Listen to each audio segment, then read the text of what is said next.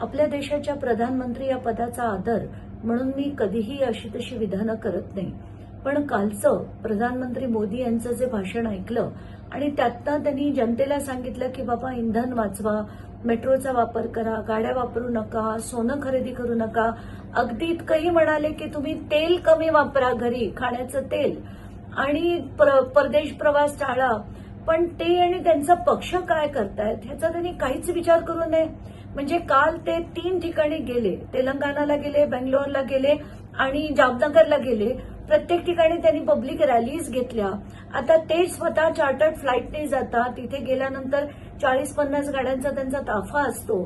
तर हे करणं कितपत योग्य आहे? इतकंच नाही तर ते आता शुक्रवारी स्वीडन, नॉर्वे, UAE, इटली अशा सगळ्या परदेश दौरा ते स्वतः करणार आहेत. तर मला हाच प्रश्न पडला एक सामान्य स्त्री म्हणून की बाबा हे योग्य आहे का? प्रॅक्टिस व्हॉट यू प्रीच हे खरं असायला नको का? आणि जर त्यांना तसं करायचं असेल तर त्यांनी तसं स्वतः वागवून दाखवावं. आपल्या नेत्याला सांगावं की यापुढे तुम्ही असे दौरे बंद करा, चार्टर्ड फ्लाईट्स वापरू नका, तुम्ही सामान्य फ्लाईट्सनी जात जा, अगदी जेव्हा फारच गरज असेल तेव्हा वापरत जा. पण तसं होताना दिसत नाही. जनतेला मात्र सगळे सल्ले दिले जातात. दुःख होतंय सगळं बघून.